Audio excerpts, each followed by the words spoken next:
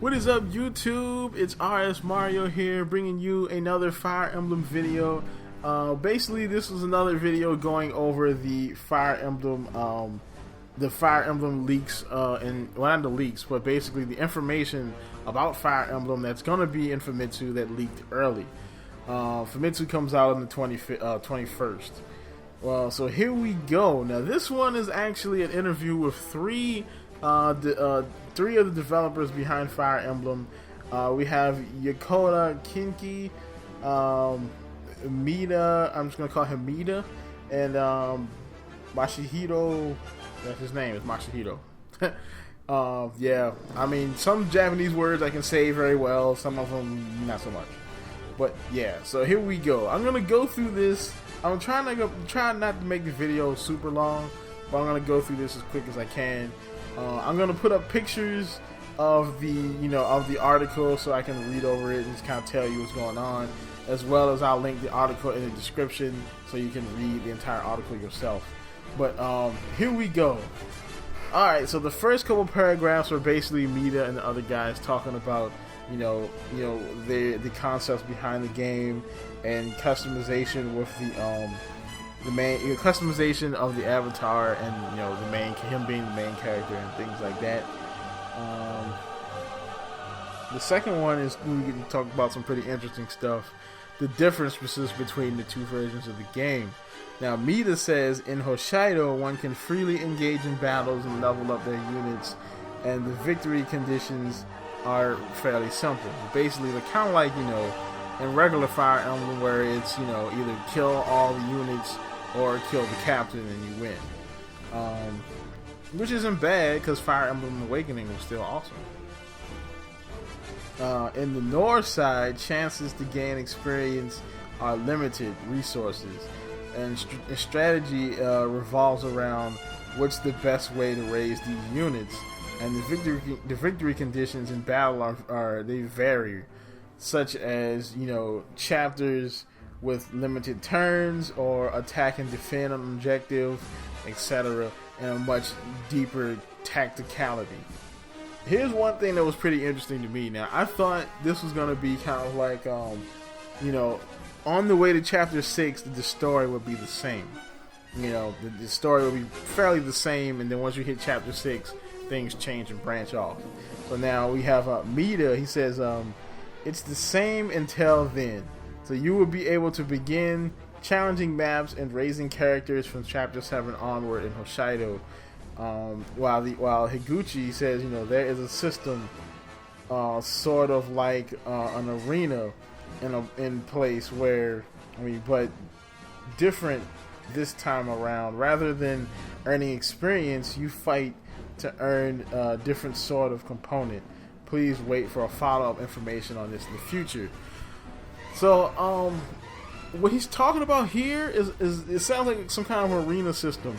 Now, I'm thinking this would probably be in the black version, since I can see them having a fighting arena where they make people fight for sport.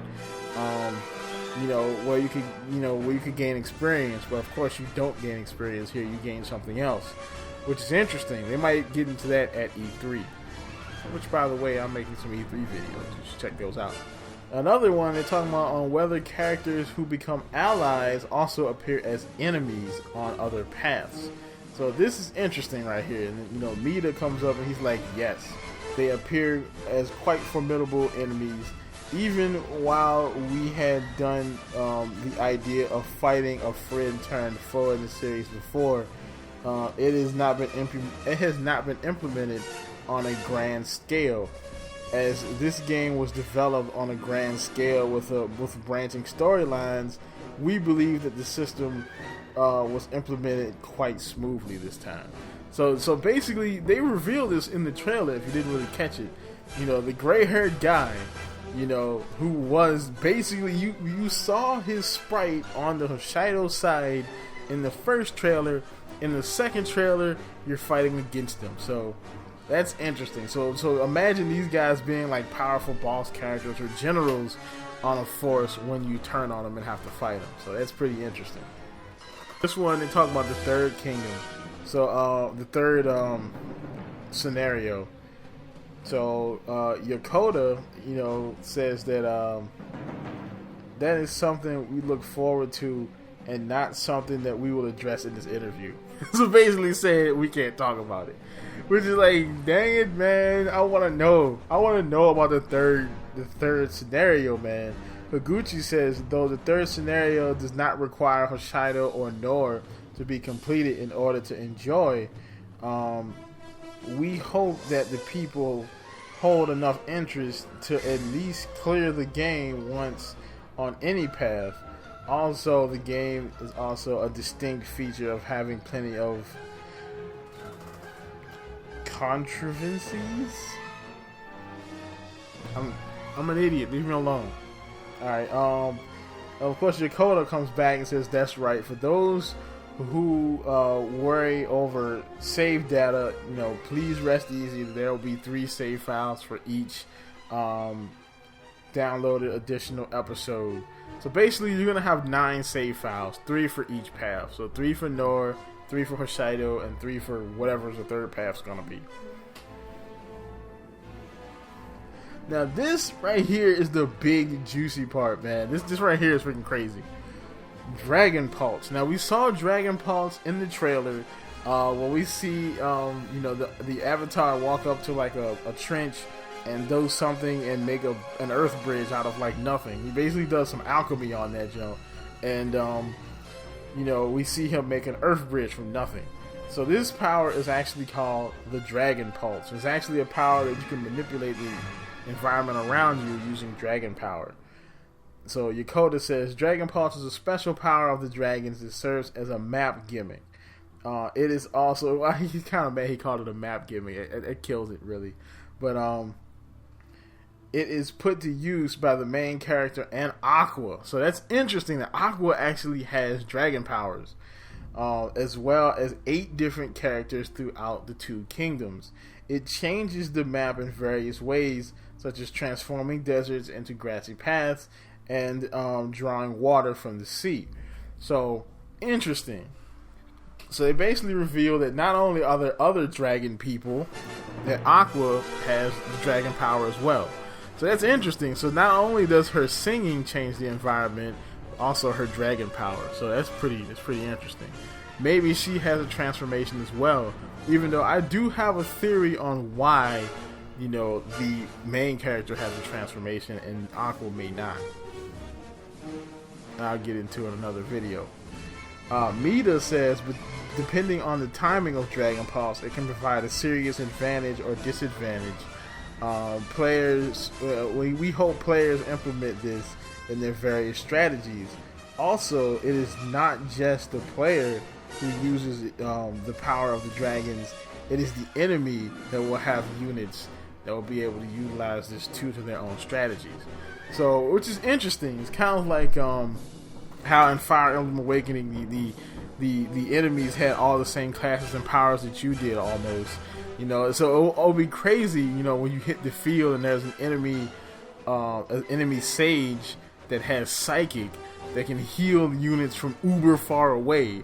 That was always pretty crazy to me, and because that was an advantage at that time. I thought only I had, but no. So now the enemy also has dragon powers as well. So that's interesting. Maybe the enemy has. Can you imagine if the enemy has transformations too? Playing this game on classic mode is gonna be hard. Okay, so basically they explain in this one about the weapons.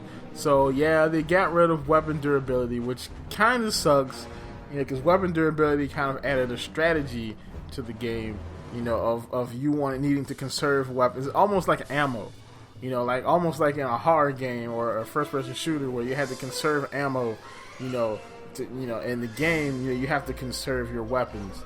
You can't use up an uber powerful weapon on some low-level training battles, because once you get to the real fight, then you're screwed, because you've used up all your alum sword or your crazy or your killer bow or whatever. So now they have a thing that a gimmick that basically manipulates the performance of weapons, that makes certain weapons perform and have different abilities in various different ways. So it may, slow your opponents down, or it may, decrease their evasion, but it also may slow you down, or it may decrease your evasion because it's a large weapon or something like that.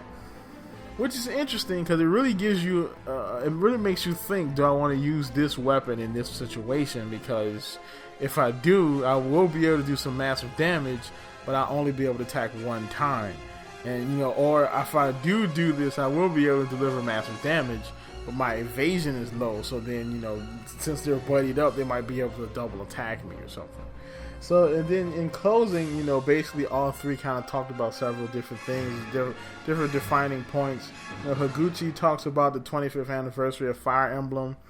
Yokota actually talks about, how they took all of what they learned in Fire Emblem Awakening and put it into this game, and basically Masada, Mida talks about how they offer different packages for the fans and newcomers to look forward to.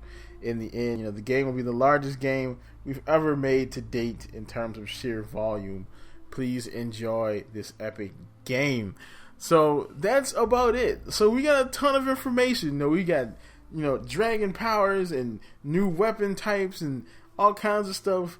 The game is looking to be awesome. So what are you looking forward to in the game? Hit me up in the comments. Tell me what you're looking forward to. Tell me I'm an idiot because I couldn't read the word controversies or whatever that word was. It's not controversies, I can tell you that much. So so hit me up in the comments. Like, comment, subscribe, and check out my anime videos. Because I like doing those. And keep it real.